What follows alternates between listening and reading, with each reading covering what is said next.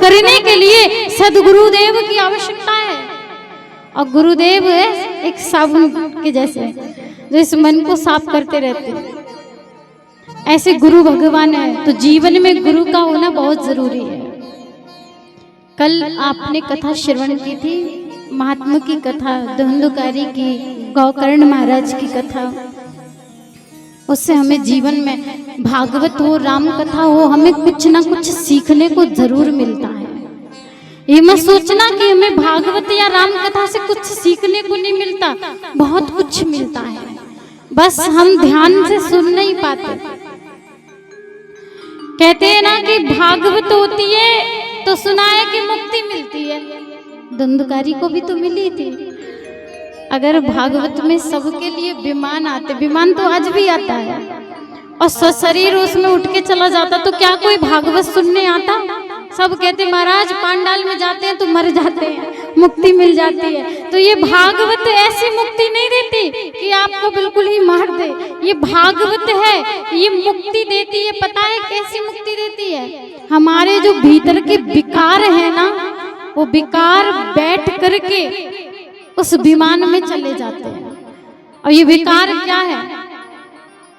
ये विकार क्या है? हमारे आपके अंदर काम, क्रोध, लोभ, मोह, अहंकार, ये सब विकार हमारे भीतर भरे हैं। और जब सप्तम दिवस की कथा होती है, हम उसे हृदय से श्रवण करते हैं ना, तो सप्तम दिवस की कथा में आखिरी में विमान आता है, लेकिन दिखता किसी को नहीं है। और जो हमारे भीतर के विकार हैं, दोष हैं, वो सब विमान में बैठ करके चले जाते हैं। तो विकार जाते हैं, हम आप नहीं जाते हैं।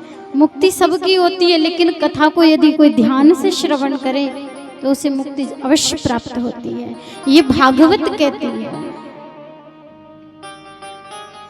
श्री सूत जी महाराज 88,000 संतों को जब भागवत सुना रहे, तो उन्होंने कहा महाराज कुछ जानने की चेष्टा करते हैं, आपसे कुछ जानना चाहते हैं। बोले पूछो। ये भागवत है क्या, कहाँ से आई है? तो बोले सुख मुखार अमृत द्रव संयुक्तम, अर्थात सुख कहते हैं तोते को, और उनके मुख लगने से। अच्छा आपने देखा होगा कि तोता जो होता है ना, कई बार सुना है बड़ों के मुख से कि तोता जिस चीज को, जिस फल को खा ले वो मीठा होता है, और उनके मुख लगने से ये भागवत अमृतमयी हो गई, उनके मुखारविंद से प्रकट हुई। तो कहती है कि ये अमृत है। बोले हम आपसे ये नहीं, बहुत कुछ पूछना चाहते हैं। हाँ पूछिए ना, क्या पूछना चाहते हैं? बोले 6 प्रकार के प्रश्न हैं, और श्रीमद् भागवत जी में 6 प्रकार के प्रश्नों में समस्त भागवत का सार है। पहला प्रश्न क्या है कि मनुष्य को धर्म क्या करना चाहिए? अच्छा हम आप सोचते हैं ना कि क्या करें जो धर्म कहलाता हो, क्या ऐसा करें जो धर्म में जिसकी गिनती हो, क्या करें ऐसा? ये पहला प्रश्न है, ध्यान रखना। 6 प्रश्न है, बाद में उत्तर दिए जाएंगे। और दूसरा प्रश्न क्या है? बोले दूसरा प्रश्न ये है कि भगवान कौन बड़ा है? अच्छा कोई कहता है ना कि भोले बाबा बड़े हैं, ये भी बात सत्य है। जो देवों के देव महादेव हैं, कालों के काल महाकाल हैं, तो वो बड़े ही होंगे। कोई कहता है ना हनुमान जी बाबा सबसे बड़े। अच्छा ये भी बात सत्य है। कलयुग में तो वैसे भी हनुमान जी बाबा आप देख लीजिए, जगह जगह चमत्कार, मेहंदीपुर में देख लीजिए, बागेश्वर में देख लीजिए। तो कोई कहता है कि हनुमान जी बड़े हैं, कहते नहीं है। एक मंदिर में हम जाएं तो बहुत सारे भगवानों के मंदिर बने हो, तो हमारे मन में एक भ्रांति रहती है कि ये कौन भगवान बड़ा है, सबसे पहले पूजा किसकी करें? देवी जी भी हैं, भोले बाबा हैं, राम भगवान है, कृष्ण भगवान है, सारे देव विराजमान हैं। तो समझ में आया कि पूजा सबसे पहले किसकी करें, कौन बड़ा है? तो कोई कहता है राम जी बड़े हैं, कोई कहता है कृष्ण जी बड़े हैं, कोई कहता है हनुमान जी बड़े हैं, कोई भोले बाबा, कोई कहता है माँ दुर्गा जगत जननी सबसे बड़ी है। तो आखिर बड़ा कौन है? तीसरा प्रश्न है कि भगवान के अवतार कितने हैं? अच्छा, कोई कहता है केवल 2 अवतार हैं, राम अवतार, कृष्ण अवतार। कोई कहता है ना 10 अवतार हैं, कोई कहता है 12 अवतार हैं। तो अवतार कितने हैं? कोई कहता है 24 अवतार हैं। और चौथा प्रश्न है कि भगवान अजन्मा है, प्रभु ने जन्म कैसे लिया? अच्छा, कई होते नहीं, कहते हैं कि वेदों में ही भगवान को अजन्मा बताया गया है, और अगर भगवान ने जन्म नहीं लिया तो अयोध्या धाम का निर्माण कैसे हुआ? कौशल्या के दशरथ जी के लाल कैसे कहलाए गए? और अगर जन्म नहीं लेते तो वृंदावन धाम की रचना कैसे होती? देव की माँ कैसे कहती? कंस का वध कैसे होता? तो कोई कहता है भगवान अजन्मा है। और 5वां प्रश्न ये कि वक्ता कौन श्रेष्ठ है, अर्थात व्यास कौन श्रेष्ठ है? आप सब हैं श्रोता, हम हैं वक्ता। तो वक्ता कैसा होना चाहिए? कौन श्रेष्ठ है? और 6वां प्रश्न है कि जब भगवान इस भूमि को छोड़ करके, धरा को छोड़ करके जब गए तो धर्म किसकी शरण में गया? ये 6 प्रकार के प्रश्न किए। अच्छे, इनके उत्तर बड़े सुंदर हैं। उन्होंने कहा मैं उत्तर तो दूंगा, लेकिन उससे पहले मैं श्री सुखदेव जी महाराज को वंदन करना चाहता हूँ। श्री सुखदेव जी महाराज के चरणों में 2 मिनट उनका चिंतन करना चाहता हूँ। अच्छा, सुखदेव जी महाराज गौलोक में श्री राधा रानी सरकार के पावन चरणों में क्रीड़ा करते थे। और जब बिहारी जी इस संसार में आए तो राधा रानी से कहा, देवी क्या आप भी चलोगी मेरे साथ? मुझे लीला करनी है पृथ्वी लोक पर, तुम मेरे साथ चलोगी? राधा रानी का मैं ऐसे नहीं जाऊंगी। तो बोले, यदि गौलोक धाम पृथ्वी पर जाएगा तो ये राधा जाएगी, वरना ये नहीं जाएगी। तब ठाकुर जी गौलोक धाम को लेकर के आए, और वही पृथ्वी पे जिसका नाम है वृंदावन धाम। एक गौलोक वहां है, एक गौलोक यहाँ पर है भूमि पर। तब राधा रानी ने लीला के लिए आई तो सुखदेव जी ने चरण पकड़ लिए, माँ मुझे छोड़ करके मत जाइए, मैं आपके बिना नहीं रह सकता। कौन सा अपराध मुझसे हो गया कि मेरी माँ मुझे छोड़ करके जा रही है? तब राधा रानी ने कहा, ऐसी कोई बात नहीं है पुत्र, तुम्हें जाना है, लेकिन अभी तुम्हारा समय नहीं है। जब तुम्हारा समय आए तब तुम चले जाना। हम लीला करके पृथ्वी पर वापस आएंगे, फिर उन लीलाओं का गुणगान तुम्हें जाकर के करना है। और जैसे ही राधा रानी चल पड़ी, वहां सुखदेव जी महाराज तपस्या में लीन हो गए। और यहाँ भगवान बांके बिहारी ने, श्री राधा रानी ने सुंदर सुंदर लीलाएं की हैं ब्रज 84 कोश में। अच्छा, राधा रानी का नाम ना बरसाने वाली यूं ही नहीं है। जो राधा रानी है ना, वो बरसाने वाली यूं ही नाम नहीं है उनका। और बरसाने में रहती है इसलिए बरसाने वाली नाम नहीं है उनका। उनका बरसाने वाली नाम इसलिए है कि मेरे ठाकुर जी तो देखेंगे आपके अंदर कितने गुण हैं, कितने अवगुण हैं, लेकिन मेरी राधा रानी न देखती है। वो तो केवल आप उनके चरण में चले जाइए, कृपा बरसाती है। इसीलिए तो कहते हैं कि बरसाने वाली हो, बरसाने वाली, वो तो कृपा बरसाने वाली है। आप एक बार उसके द्वार में चले जाइए और देखिए फिर कितनी कृपा बरसती है। जब अपनी लीलाओं को पूर्ण करके राधा रानी वहां गई, जैसे ही वहां पहुंची तो सुखदेव जी महाराज दौड़ करके आए और उनकी गोद में बैठे, माँ बहुत दिन हो गए, इतने समय के बाद आप आई हो। राधा रानी ने हृदय से लगा लिया और कहा, बेटा अब तुम्हारा जाने का समय है पृथ्वी पे। जो लीला हम करके आए हैं उन लीलाओं का गान करने का समय है, इसलिए तुम जाओ। उन्होंने कहा, मैया क्या अपराध हुआ है, आप मुझे अपने साथ नहीं रखना चाहती? पहले मुझे यहाँ छोड़ गई गौलोक में, अब जब वापस आई है इतने समय के बाद तो फिर मुझे भेज रही हो, खुद से दूर कर रही हो। एक संतान माँ के बिना कैसे रहती है? ये उसी को पता है। बहुत दुखी, उन्होंने कहा नहीं पुत्र तुम जाओ, मेरी कृपा बरसती रहेगी सदैव तुम्हारे ऊपर। ऐसी हमारी श्री राधा रानी है। आइए हम और आप श्री राधा रानी के पावन चरणों में चलते हैं और राधा रानी से विनती करना है, राधा रानी हमें जन्म जन्म श्री धाम वृंदावन में ही निवास देना। कि किशोरी मोहे रखियो वृंदावन में, रखियो वृंदावन में, किशोरी मोहे रखियो वृंदावन में, किशोरी मोहे रखियो वृंदावन में। ओ वृंदावन में, वृंदावन में, वृंदावन में, वृंदावन में, वृंदावन में, वृंदावन में, वृंदावन में, पड़ो रहूं चरणन में, किशोरी मोहे किशोरी मोहे रखियो वृंदावन में। बोले राधा रानी की।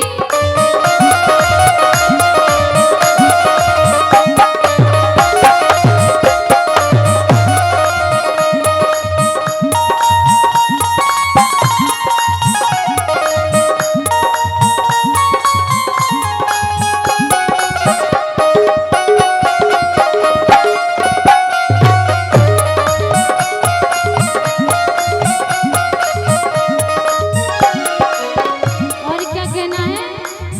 नित्य उठ प्रभु के दर्शन पाओ, नित्य उठ प्रभु के दर्शन पाओ, गोवर्धन पर ब्रह्मा जाओ, गोवर्धन पर माँ जाओ, ओ बरसाने में नाचू गाओ, बरसाने में नाचू गाऊं, ओ बरसाने में नाचू गाओ, बरसाने में नाचू गाऊं। ओ लाज छोड़ कीर्तन में, किशोरी मोहे रखियो वृंदावन में, किशोरी मोहे रखियो वृंदावन में।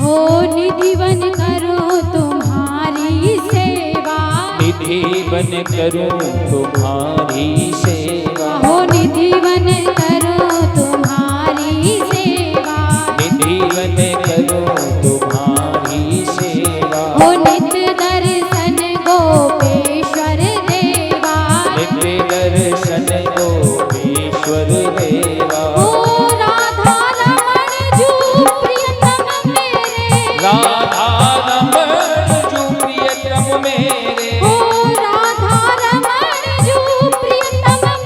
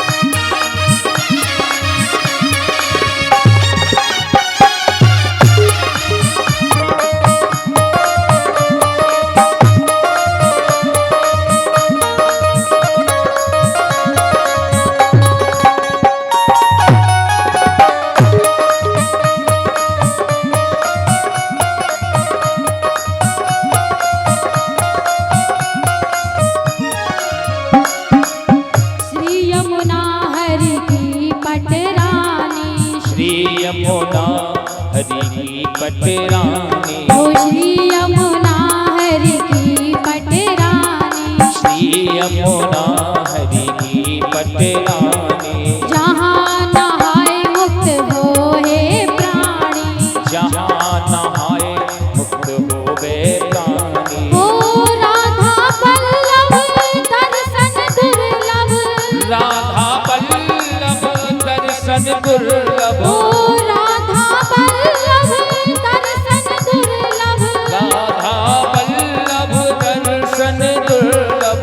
गाँव में कुंजन में किशोरी मोहे, किशोरी मोहे, किशोरी मोहे रखियो वृंदावन में, किशोरी मोहे रखियो वृंदावन में। रखियो वृंदावन में। रखियो वृंदावन में। किशोरी मोहे, किशोरी मोहे, किशोरी मोहे रखियो वृंदावन में। किशोरी मोहे रखियो वृंदावन।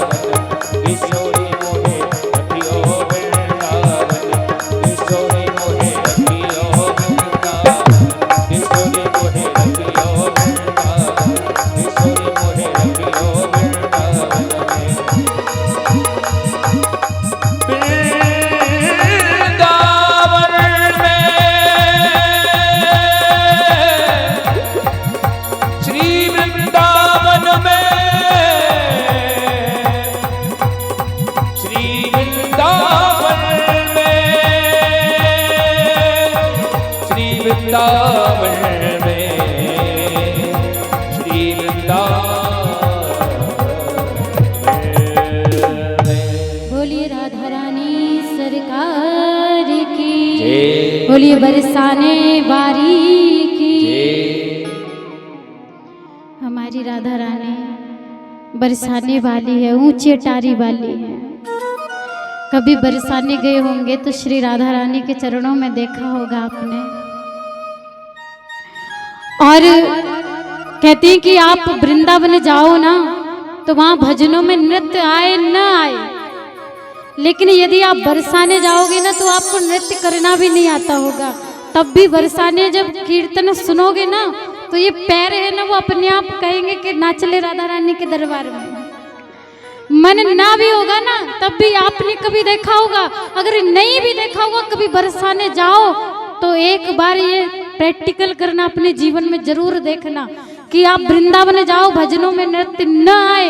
आप कहीं भी जाना, ब्रज 84 कोस में नंद गांव में जाना, नृत्य न आए भजनों पे, लेकिन बरसाने यदि आप जाओगे ना तो तुम्हारा मन नहीं कहेगा, तुम्हारे पांव खुद ही कहने लग जाएंगे कि मेरी राधा रानी महाराज के सरकार के चरणों में थोड़ा नाच लें।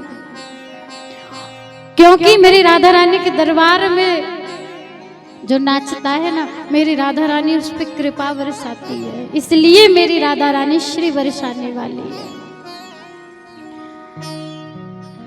कहते हैं पूरी दुनिया मेरे ठाकुर जी के चरणों में सेवा करती है कि नहीं, और मेरे ठाकुर जी श्री राधा रानी के चरणों की सेवा करते हैं। चापत चरण करत नित सेवा, कि तूने कौन से पुण्य किए राधे, जो हर रोज तेरे घर आते हैं, प्रभु बिना बुलाए आते हैं। हे राधा रानी, ऐसे कौन से पुण्य किए हैं तूने, हर रोज तेरे घर आते हैं। ये मेरी श्री राधा रानी की कृपा है। राधा रानी के पावन चरणों में प्रणाम किया। सुखदेव जी कहते मैया दुनिया में मैं देख रहा हूँ, पता है क्या होता है दुनिया में, कि जब बच्चा इस संसार में आता है ना तो इतने रिश्ते बन जाते हैं। अच्छा जन्म बाद में होगा, जब मातृ गर्भ में संतान होती है ना तो माँ कहेगी तुम बुआ बनने वाली हो, तुम दादी बनने वाली हो, तुम पापा बनने वाले हो, सारे रिश्ते पहले ही। अच्छा आया दुनिया में बाद में, रिश्ते पहले बन गए। और जब जन्म लिया और उन रिश्तों में इतना उलझ जाता है व्यक्ति कि भगवान के लिए 2 मिनट कीर्तन को नहीं निकल पाते। अच्छा, आज के समय में क्या समय हो गया, जहाँ बुराई हो वहाँ 4 लोग एकत्रित हो जाएंगे, और जहाँ हरी चर्चा हो ना वहाँ बुलाने से भी बड़ी मुश्किल से जाएंगे। और एक और बात आप नोटिस कीजिएगा कि जहाँ लड़ाई हो गांव में लोग दौड़ दौड़ के जाएंगे, देखने में बड़ा आनंद आता है। अच्छा, बिना बुलाए लड़ाई में जाएंगे, और वहीं भागवत हो तो कहेंगे हमें थोड़ी ना बुलाया है। लज्जा आनी चाहिए आपको, लड़ाई में थोड़ी ना किसी ने बुलाया था कि निमंत्रण दिया था, महाराज आज हमारे परिवार में लड़ाई, आपको आना है देखने के लिए। तो कृपा करके अगर तो भागवत हो, राम कथा हो, तो ये मत कहना कि मुझे बुलाया नहीं है। आप बिना बुलाए जाएंगे ना तो ज्यादा फल मिलेगा। कई ऐसे होते हैं कि हमसे पूछा नहीं, हमें बुलाया नहीं, ये भ्रांति मन से त्याग दीजिए, क्योंकि ये भागवत है। किसी की बेटी या किसी के बेटे का विवाह नहीं है जिसमें निमंत्रण की जरूरत हो। विवाह हो वहां निमंत्रण का कार्ड न आए तो बुरा मान जाना, लेकिन यदि भागवत में आपको न बुलाया तो कभी बुरा मत मानना, जाइए बिना बुलाए जाइए। बोले भाई ये तो भगवान का कार्य है तो इसलिए अवश्य जाइए। श्री राधा रानी ने कृपा की, और जब वो आए संसार में तो एक तोते और तोती के संग से उन्होंने अंडे के रूप में जन्म लिया। और जब अंडे के रूप में जन्म लिया तो बर्फीली हवाओं के कारण जो अंडा था वो गिर के फूट गया, नष्ट हो गया, उसमें जीव भी नहीं आया। जब वो अंडा नष्ट हो गया तो ये दृश्य देखा नारद जी ने। अब नारद जी सोचने लगे कि इनका जन्म नहीं होगा तो भागवत धर्म का प्रचार कैसे होगा, इनका जन्म भी तो जरूरी है। उन्होंने देखा क्या करूं, कुछ तो करना पड़ेगा। अच्छा, नारद जी कैसे आप सभी जानते हैं, राम कथा सुनिए, भागवत सुनिए, जहाँ नारद जी का नाम आता है ना तो लोगों को हंसी आ जाती है, क्योंकि नारद जी है ही ऐसे। अच्छा, नारद जी का काम क्या है, 1-2 मिनट से ज्यादा कहीं ठहरते नहीं, और जहाँ ठहरे वहां महाभारत तो होनी ही होनी है, क्योंकि उनका काम क्या है, इधर की बातें ली उधर लगा दी, उधर की 4 ली इधर लगा दे, उनका कार्य यही है। सोचिए, जो व्यक्ति 1 मिनट 2 मिनट रुकता है वो झगड़ा करा देता है, और कहीं वो 2-4 घंटे रुके, 2-4 दिन रुके तो क्या करवाएगा। ये नारद जी का काम है। नारद जी ने सोचा, कभी आपने देखा होगा कि 2 व्यक्तियों में जब झगड़ा हो ना तो भला तीसरे का होता है कि नहीं। 2 व्यक्ति कुर्सी के लिए लड़ रहे हो, तीसरा के बैठ जाता है, तुम लड़ते रहो तो तीसरे का भला हो जाता है। नारद जी दौड़ करके गए किसके पास, अपने पिता महाराज के पास, ब्रह्मदेव के पास। और ब्रह्मदेव के पास जाकर के कहने लगे, पिताजी आपको मेरा प्रणाम। उन्होंने कहा, आओ पुत्र बैठो, कुछ भोजन पानी करो। घूमता ही रहता है, कुछ खाता पीता नहीं है। सोचने लगे अपनी बात कहूं। अच्छा, उनका मन क्या है, इन दोनों में झगड़ा करा दो, क्या पता काम बन जाए। कोई तपस्या करने के लिए चले जाए अमरनाथ में और जाकर के मेरा काम बन जाए, उनकी तपस्या का फल सुखदेव जी को मिल जाए, वो अंडा साबुत हो जाए, उनका जन्म हो जाए। परंतु नजर किस पे पड़ी, देवी सरस्वती पर। अब बोले, जिसके साथ ही साक्षात ज्ञान की देवी हो, क्या वो व्यक्ति किसी दूसरे की बातों में आ सकता है। जो व्यक्ति ज्ञानी हो वो दूसरों की बातों में आकर के कभी अपना घर बर्बाद नहीं करेगा। कई लोग होते हैं ना, दूसरों के घर में जाकर के 4 इधर की 4 उधर की बुराइयां करते हैं, घर में कलह मच जाता है। तो उन्होंने कहा, जो व्यक्ति ज्ञानी होगा ना वो दूसरों की बातों में आकर के अपना परिवार नहीं तोड़ेगा। और इनके साथ तो इनकी पत्नी साक्षात देवी सरस्वती है।